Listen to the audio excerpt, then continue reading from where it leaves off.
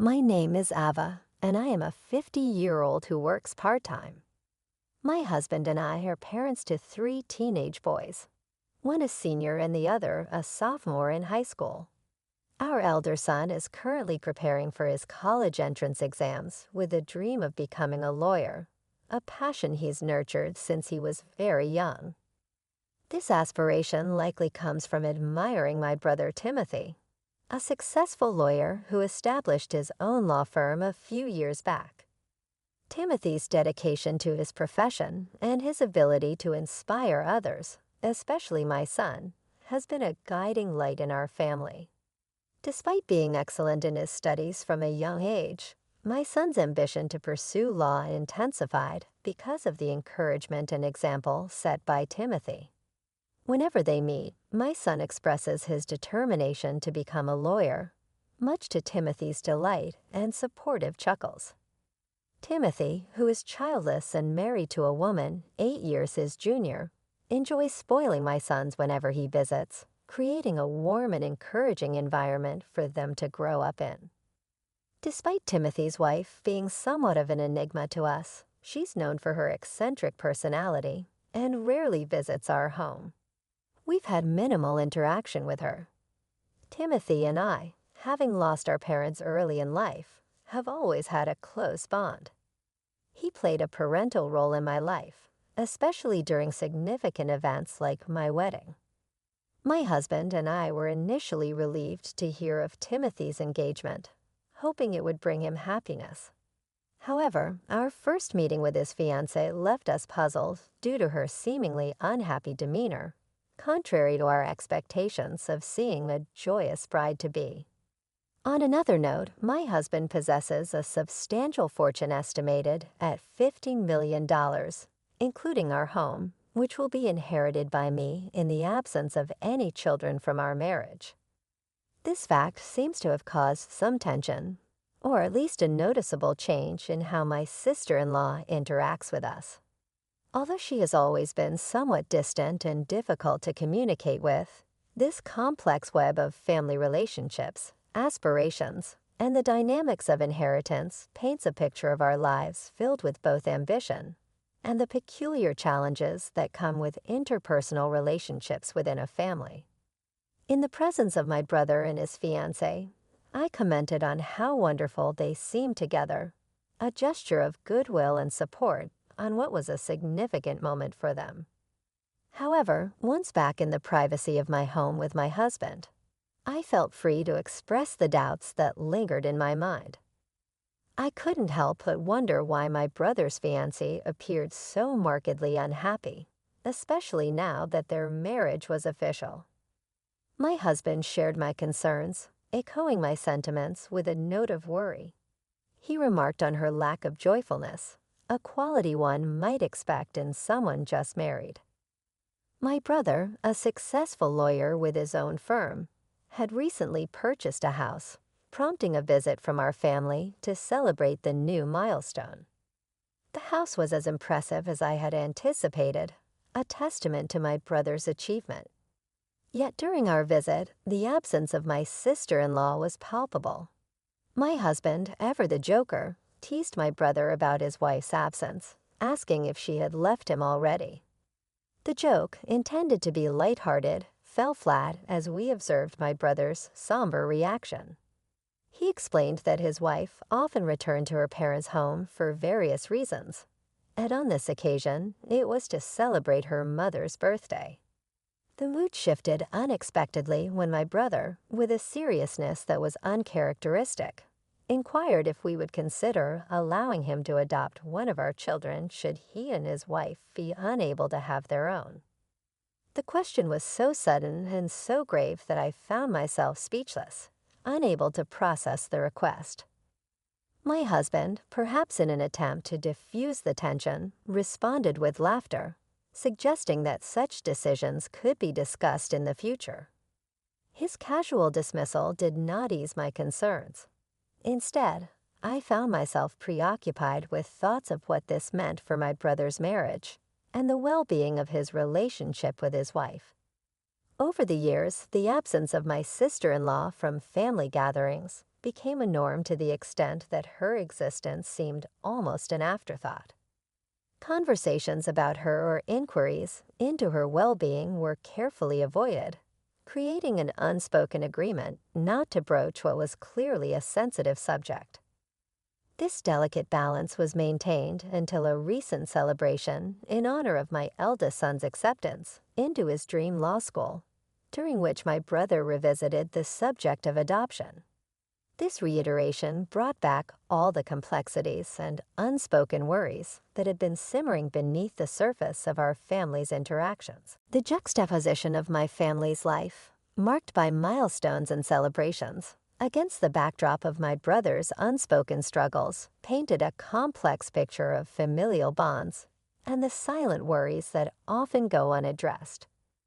Despite the joy of my son's achievement, my brother's situation reminded me of the nuanced and sometimes hidden challenges that family members face, leaving me to ponder the best way to support those we love while respecting the boundaries they set.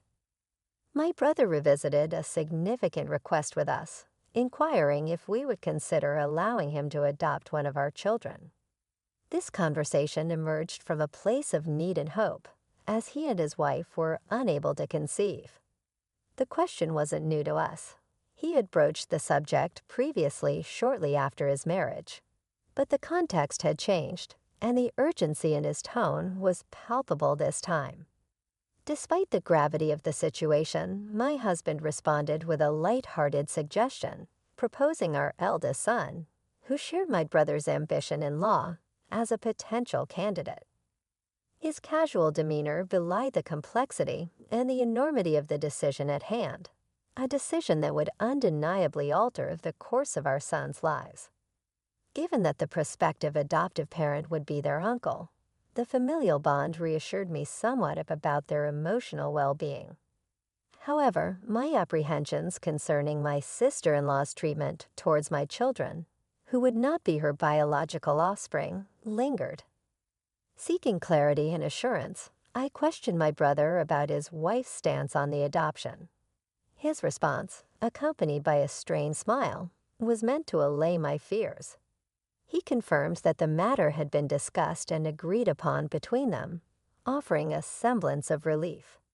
Yet the decision was too significant to be made hastily.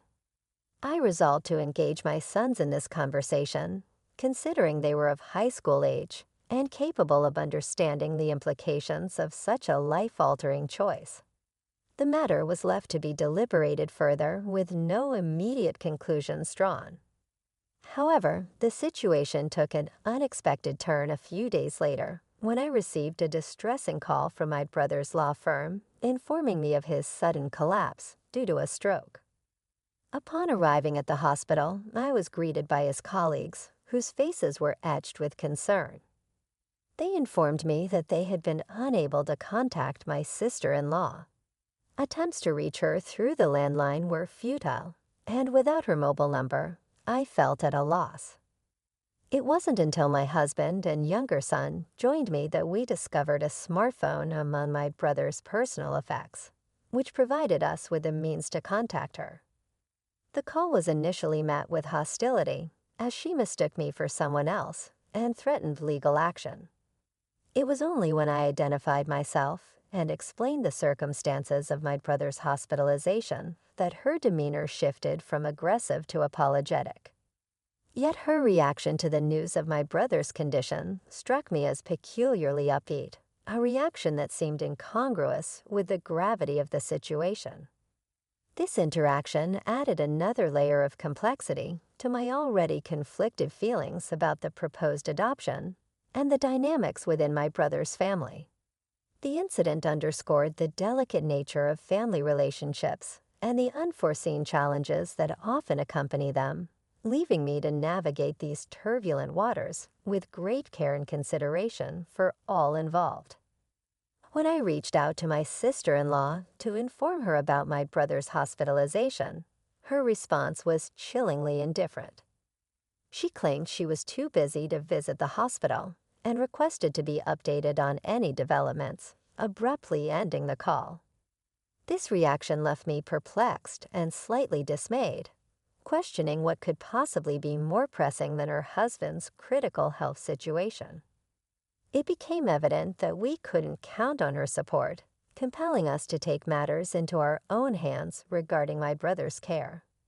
In the days following, my family and I rallied to provide the support my brother needed.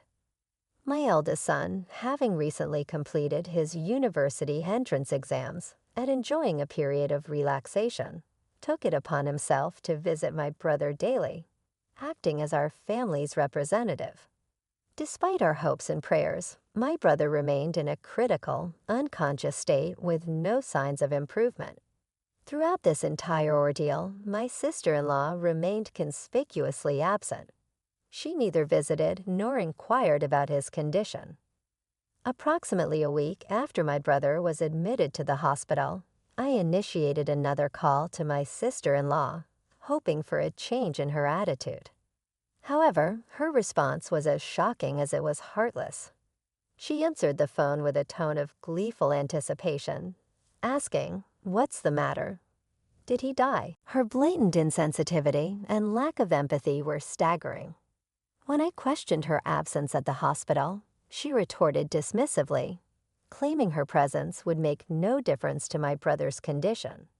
Her indifference infuriated me to such an extent that I ended the call, feeling both enraged and helpless. This series of interactions led me to reflect on my brother's earlier proposal to adopt one of my sons. It dawned on me that perhaps his suggestion was rooted in a deep-seated concern for his legacy and a recognition of the strained dynamics within his own marriage. Their union, brokered by a marriage counseling agency, now appeared to me in a different light. I speculated whether my sister-in-law's motivations for marrying my brother were influenced more by his profession and financial stability than by love or companionship. This realization only added to my growing resentment towards her.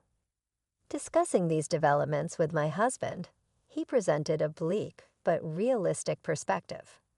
Should anything happen to my brother, his wife would stand to inherit everything, given the absence of any children. This stark reality brought new weight to my brother's interest in adoption, suggesting it might have been a contemplative step towards securing his legacy and ensuring his assets remained within the family. When I broached the subject of adoption with my sons, their reactions were unexpectedly varied. My younger son, devoid of any immediate aspirations or goals, surprisingly expressed willingness to be adopted, perceiving it as an opportunity for an easier life under the care of my brother. This stood in stark contrast to my older son, whom I had assumed would be more inclined towards the idea, especially considering his admiration for my brother. This divergence in their responses left me contemplating the complexities of family dynamics, the impact of legacy, and the unforeseen consequences of our choices on the bonds that hold us together. My oldest son didn't want to be adopted because he felt it was his duty to take care of us, his parents. I was happy to hear this, but also felt that he would have been the perfect choice for adoption by my brother, who was a lawyer and needed someone to continue his legacy. Unfortunately, I couldn't go through with the adoption since my brother was unconscious, and I didn't want his wealth. I definitely didn't want his property going to my sister-in-law, who seemed to be waiting for him to pass away. Sadly, my brother never got better and passed away a few days later. I had to call my sister-in-law to discuss the funeral arrangements. Her response was cold. She said she didn't want to be involved in any way and hung up quickly. My husband and I, with help from the law firm staff, organized the funeral despite the firm's uncertain future. We learned my brother had made arrangements for its continued operation. The funeral showed how respected my brother was, with many people from various fields attending and sending flowers. This made us realize once again how great he was.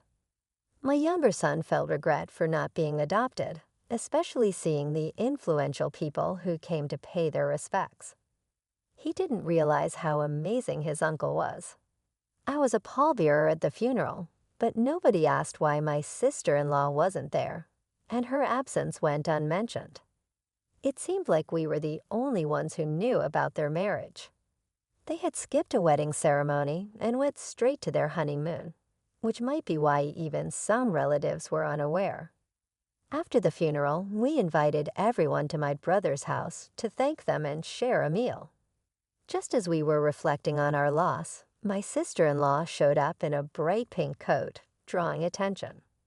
It was a difficult time filled with mixed emotions, from pride in my brother's accomplishments to sadness over his passing and frustration with the unresolved issues he left behind. When my sister-in-law arrived at the end of the funeral, she announced loudly that she would inherit my brother's $50 million estate and house, as they had no children.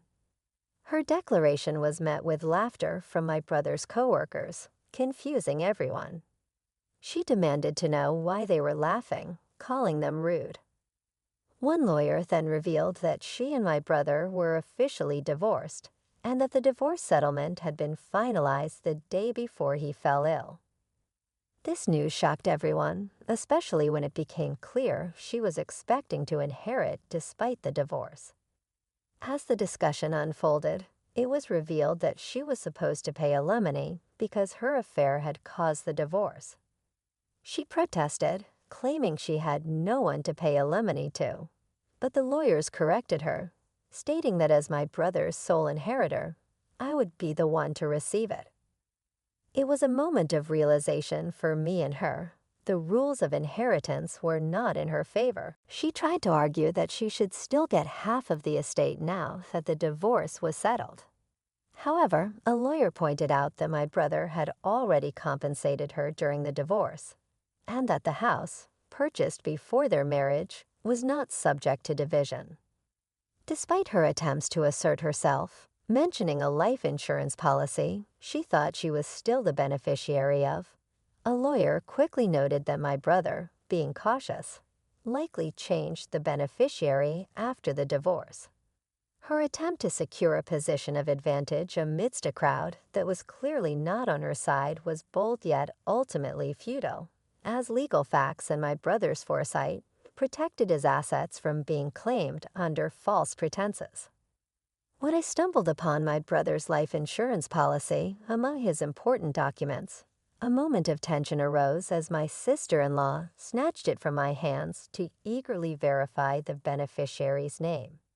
Her anticipation quickly dissolved into disappointment when it became clear that the policy named me, not her, as the beneficiary.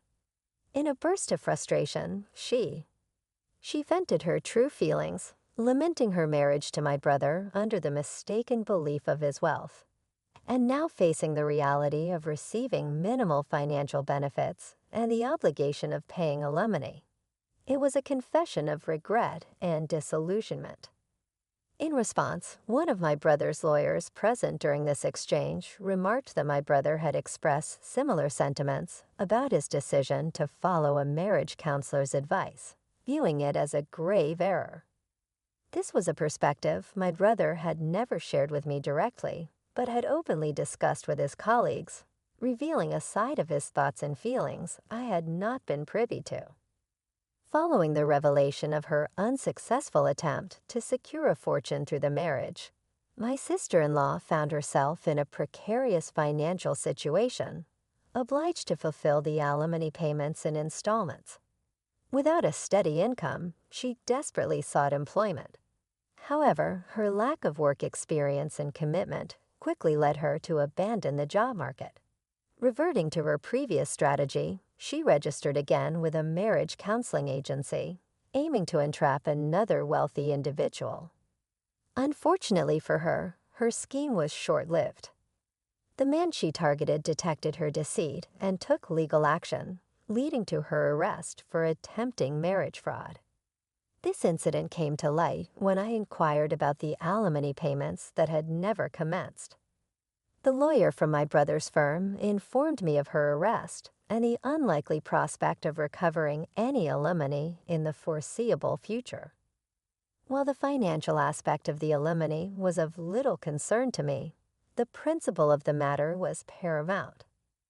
I harbored no interest in the money itself, but rather in seeing justice served for her exploitation of my brother's intentions and legacy. I wished for a thorough investigation into her actions, hoping that any other fraudulent activities would be uncovered and adequately addressed in court. In the wake of these events, my family and I transitioned into a new phase of our lives, moving into the spacious house my brother had left behind. This significant inheritance transformed our living situation, moving us from an apartment to a residence that offered more than just physical space. It represented a legacy and a foundation for the future. My eldest son, inspired by the legal wranglings he witnessed and motivated by a desire to uphold his uncle's legacy, dedicated himself to his law studies with renewed vigor and aspiration. He saw in his uncle's colleagues a model for the type of lawyer he aspired to become, one committed to justice and integrity. However, amidst the family's collective uplift from the inheritance, my younger son harbored feelings of disappointment, half-jokingly expressing a wish that he had been the one adopted by our uncle, thereby positioning himself as the direct inheritor of the estate. His comment, tinged with jest, nonetheless revealed an undercurrent of regret and what-if scenarios that lingered in his mind, a reflection of the complex emotions and dynamics that the legacy and its aftermath had stirred within our family.